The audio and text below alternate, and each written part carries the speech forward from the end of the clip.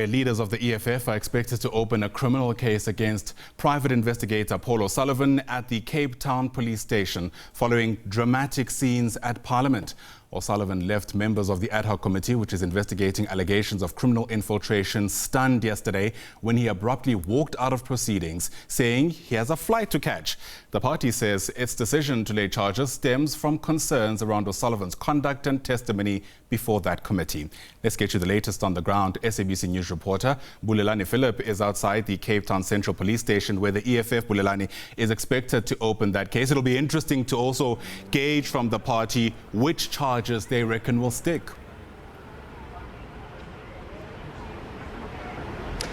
Good morning to you, Ayanda, and to the viewers at home. As we stand here outside the Cape Town Central Police Station, we're expecting the leadership of the EFF to be arriving any time from now. Of course, to answer your question, the charge that they will be laying is a contempt of parliament charge relating to the Contempt of the Powers, Privileges and Immunities Act, in that a witness such as Paul O'Sullivan was still under oath and they had not been dismissed or given leave of absence by the chairperson.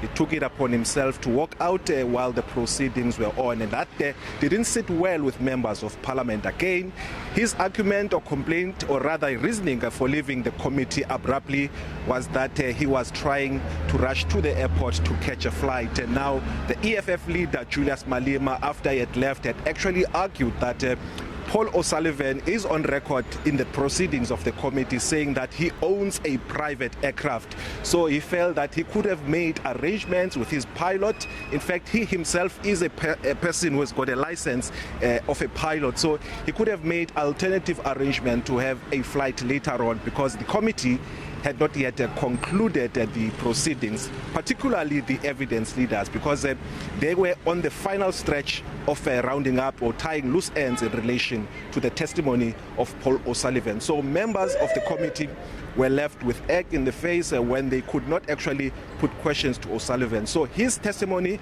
as we stand, is incomplete, and we don't know whether he will have a chance to come back to the committee in the near future. Ayanda.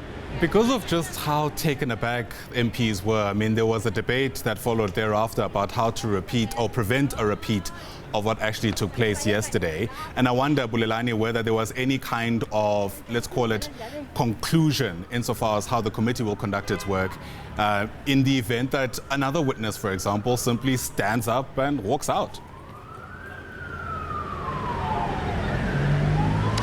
Ayanda, that's quite correct, and I think the deliberations after the walkout by Paul O'Sullivan really was trying to actually get Parliament to take action against any person that actually, undermines the authority of Parliament.